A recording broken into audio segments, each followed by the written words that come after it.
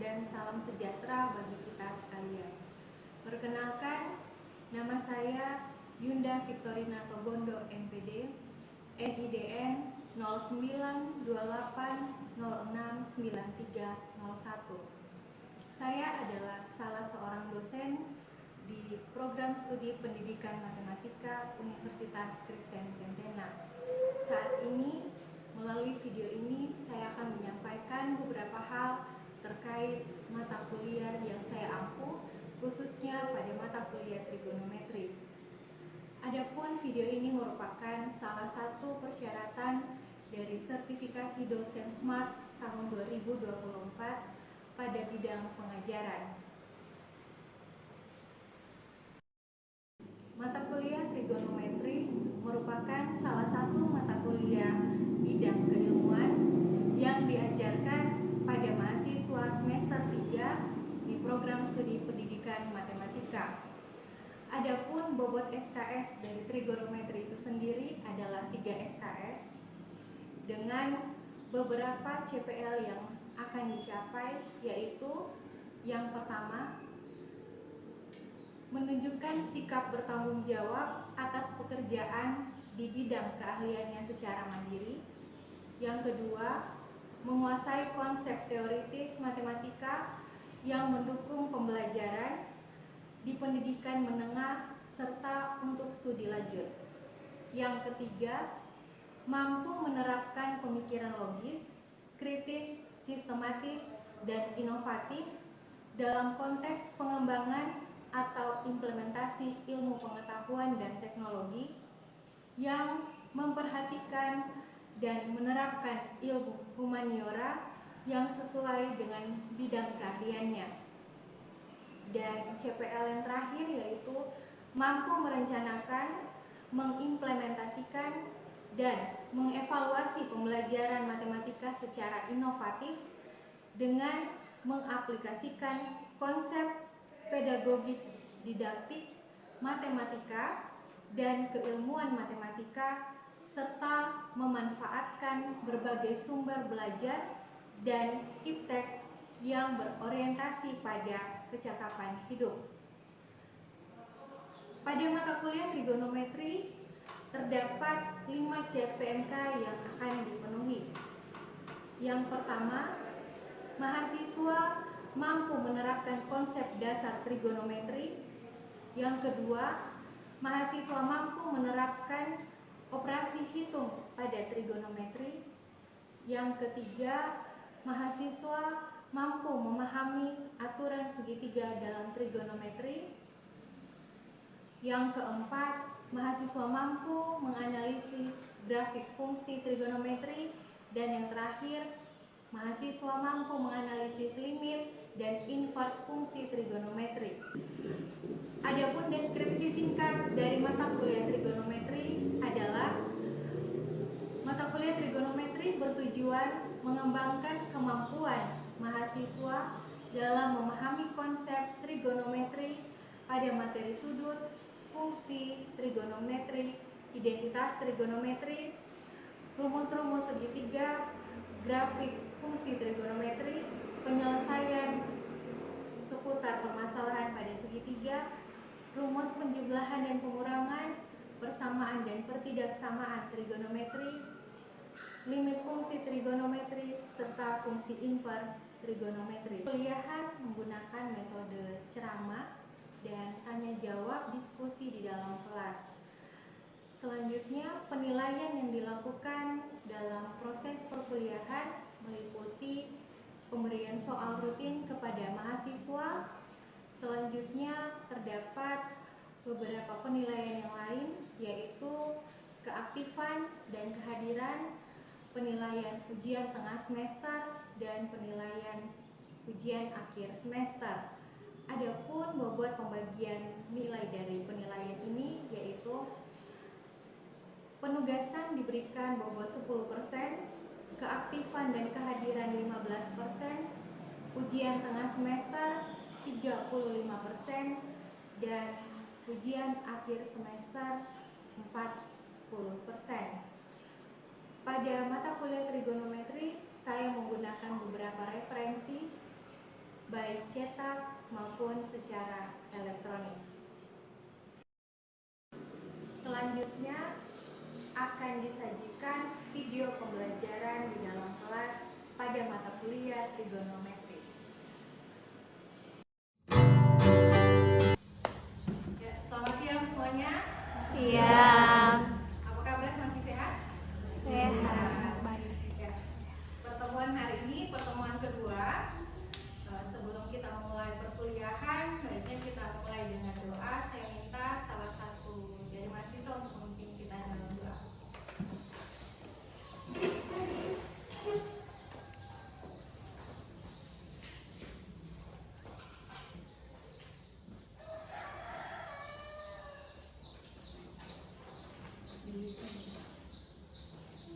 Ya, sebelum kita memulakan proses belajar dan mengajar, saya minta satu doa, mari kita berdoa. Amin. Terima kasih. Sebelum memulai perkuliahan, saya absen dulu. Jessica Terampe, Delima. Untuk hari ini pertemuan kita akan membahas tentang identitas trigonometri. Jadi dalam membahas identitas trigonometri, tujuan pembelajaran hari ini, tujuan perkuliahannya ingin mengetahui atau memanfaatkan definisi-definisi dan sifat-sifat dalam membuktikan identitas trigonometri. Jadi masih ada kelanjutan, masih ada kaitannya dengan pertemuan yang sebelumnya. Pertemuan sebelumnya itu membahas tentang fungsi trigonometri. Hari ini memanfaatkan definisi, memanfaatkan sifat-sifat yang ada di fungsi trigonometri untuk dipakai dalam membuktikan identitas trigonometri. Adapun tujuannya, mahasiswa mampu menggunakan identitas dan menggunakan definisi dan sifat-sifat dalam membuktikan identitas trigonometri. Sebelum masuk ke inti materi hari ini, saya ingin tanyakan di pertemuan minggu kemarin tentang fungsi trigonometri. Jadi kalau diberikan pendekatannya segitiga siku-siku dengan X, Y, dan R, maka sin alfa itu adalah depan per miring, atau Y per R, cos alfa itu X per R atau samping per miring, dan tangan alfa Depan per samping Y per X.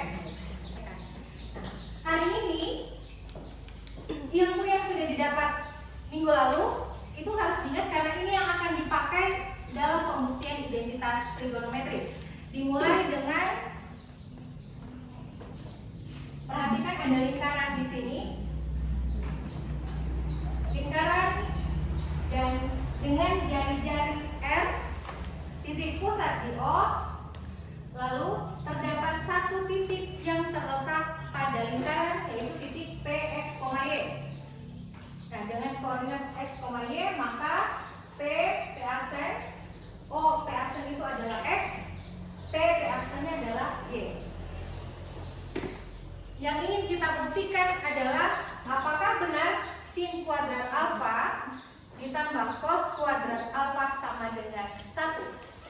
Identitas pertama, sin kuadrat alfa ditambah cos kuadrat alfa itu sama dengan 1.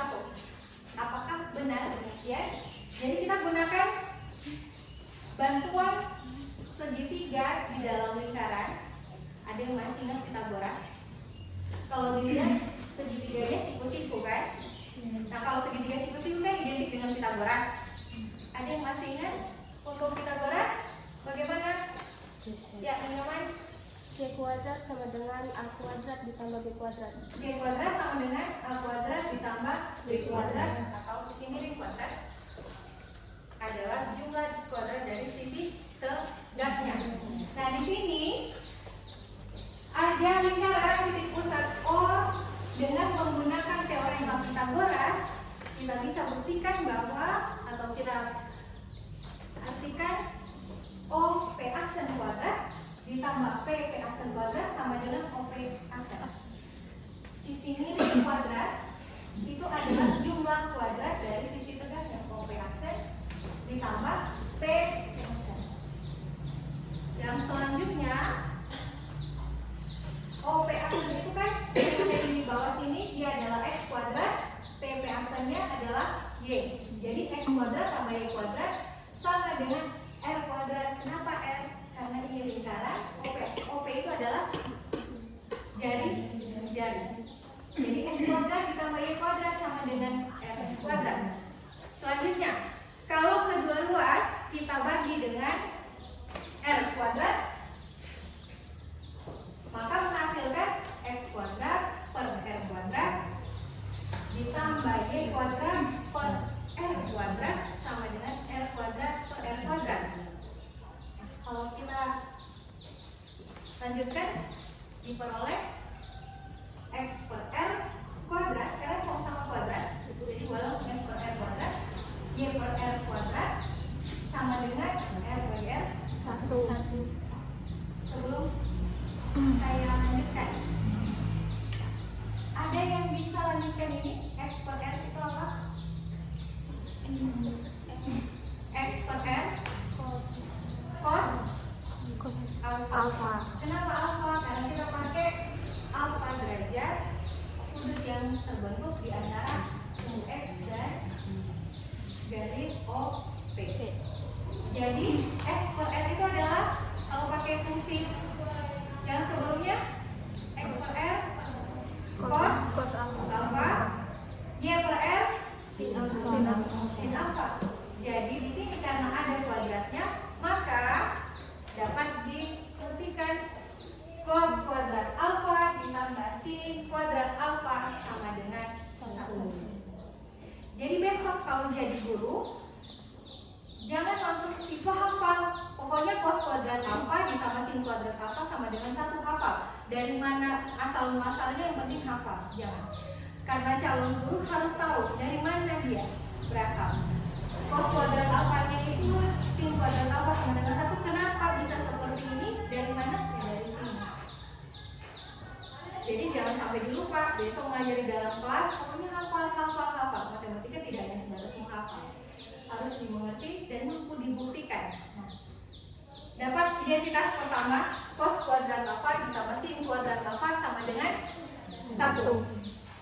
Selanjutnya, masih banyak identitas yang lain. Sekarang, dari cos kuadrat alpha ditambah sin kuadrat alpha sama dengan 1. Kalau kita jabarkan lagi, kita turunkan lagi. Kalau kedua ruas dibagi cos kuadrat alpha, artinya kedua ruas, ada dua ruas, ini ruas pertama, ini ruas kedua. Yang sebelah kiri sama dengan ruas pertama, yang ruas kanan ini yang 1. Nah, kalau dibagi cos kuadrat alpha, jadinya apa? Cos kuadrat alpha per cos kuadrat alpha ditambah sin kuadrat alpha dengan 1 cos kuadrat alpha. Nah, sekarang sebelum saya lanjut, di sini mulai kelihatan kan?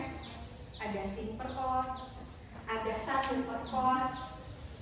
Berarti fungsi yang tadi akan ditarik lagi, dipakai. Cos per cos hasilnya 1. Sin per cos adalah tan alpha. 1 per cos secant alpha. Jadi kalau cos per cos itu cos kuadrat alpha per cos kuadrat alpha sama dengan 1 ditambah tan kuadrat alpha per sama dengan secant kuadrat alpha. Ditemukanlah identitas kedua. Sekarang ada yang bisa menjawab ini cepat? Kalau misalnya dibagi dengan cos kuadrat alpha ditambah sin kuadrat alpha sama dengan 1, bagaimana kalau dibagi dengan sin kuadrat alpha ditambah sin kuadrat alpha sama dengan 1? Nah, ketika kedua ruas dibagi dengan sin kuadrat alfa, maka ini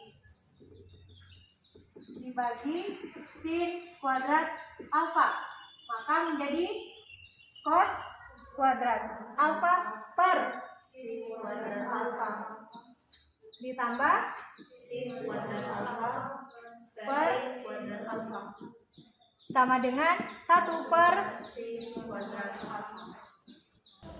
Cos per sin. Kalau sin per cos tadi kan, berarti kalau cos per sin kebalikannya jadi cos tangan kuadrat alfa ditambah sin per sin 1 sama dengan 1 per sin kosekan kuadrat alfa. atau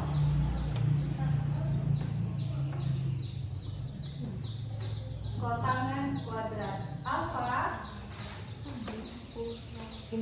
dikurang kosekan kuadrat alfa sama dengan negatif 1. Kalau kita mau buat satunya sebagai nilai positif, berarti bagaimana? Dikali negatif jadinya kosekan kuadrat alfa dikurang kotangan kuadrat alfa sama dengan 1.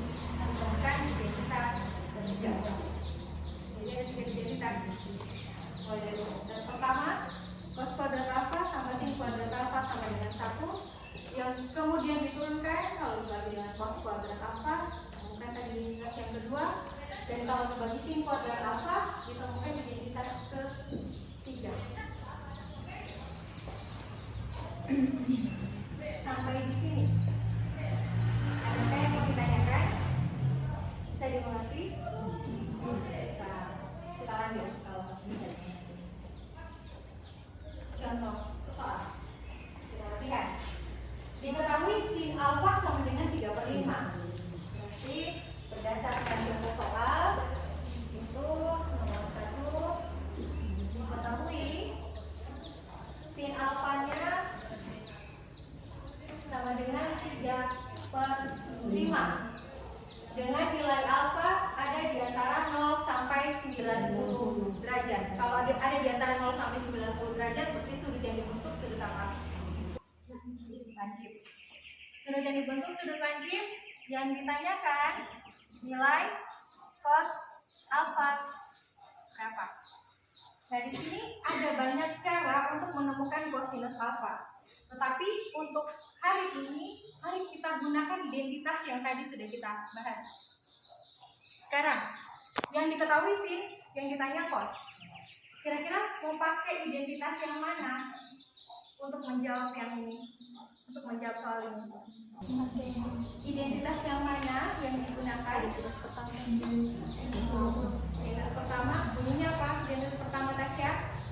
Cos kuadrat alfa tambah sin kuadrat alfa sama dengan 1. Cos kuadrat alfa ditambah sin kuadrat alfa sama dengan 1.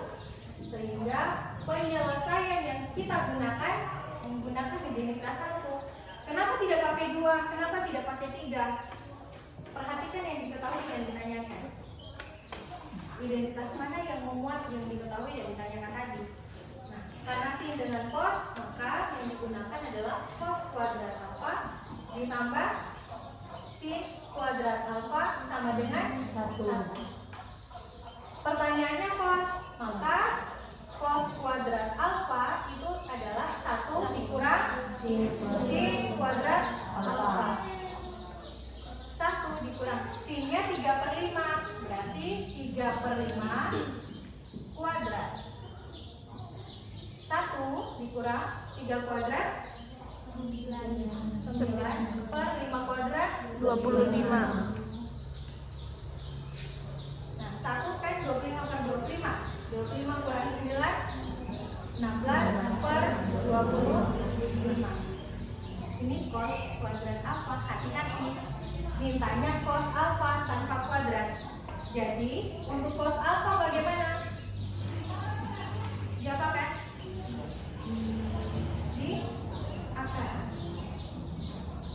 16 per 25. Akar 16 berapa? 4. Akar menuju. Jadi kesimpulannya cos alfanya adalah 4/6.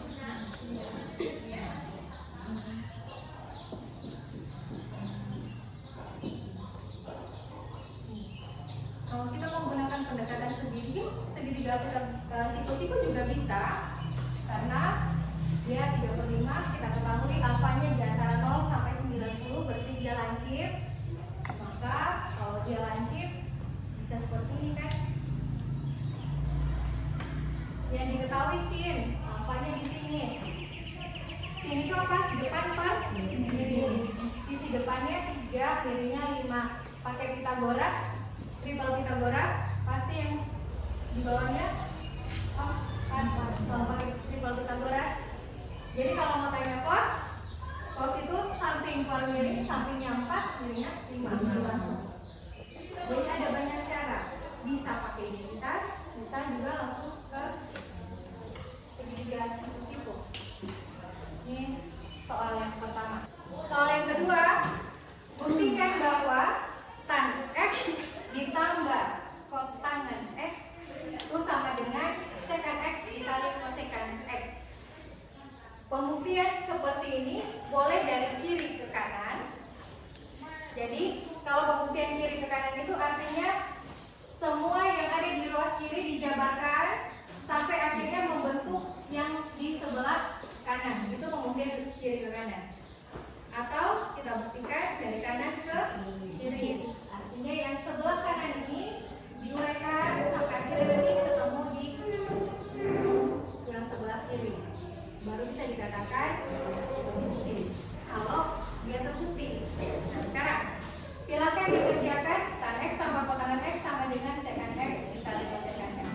Buktikan kalau memang ruas kiri itu sama dengan ruas kanan.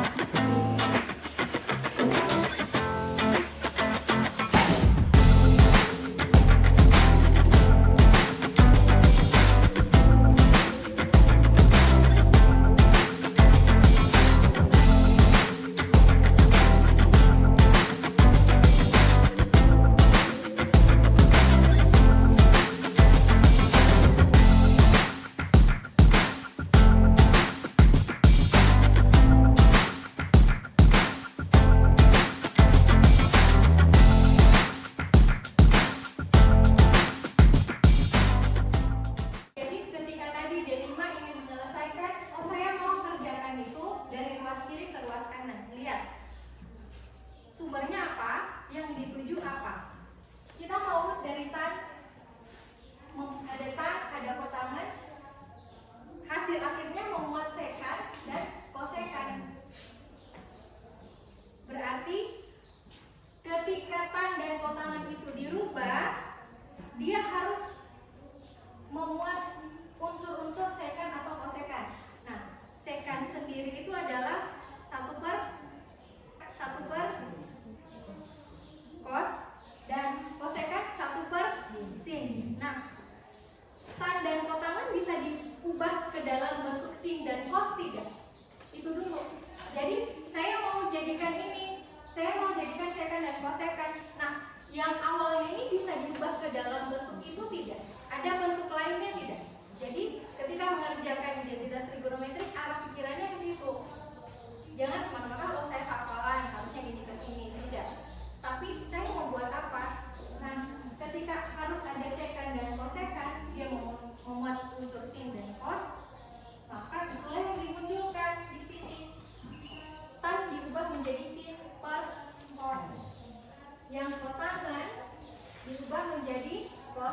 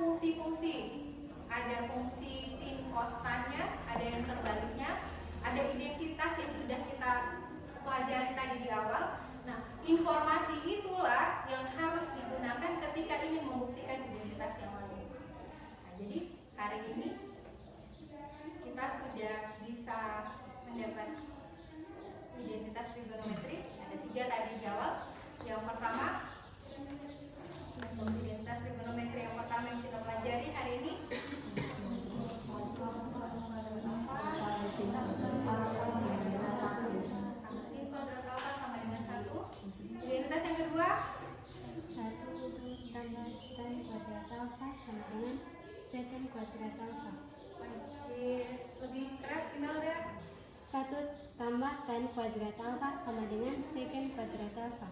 1 ditambah tan kuadrat alfa sama dengan secant kuadrat alfa. Artinya antara tan dan secant ada hubungannya. Jadi besok-besok kalau ada soal bisa pakai identitas yang kedua.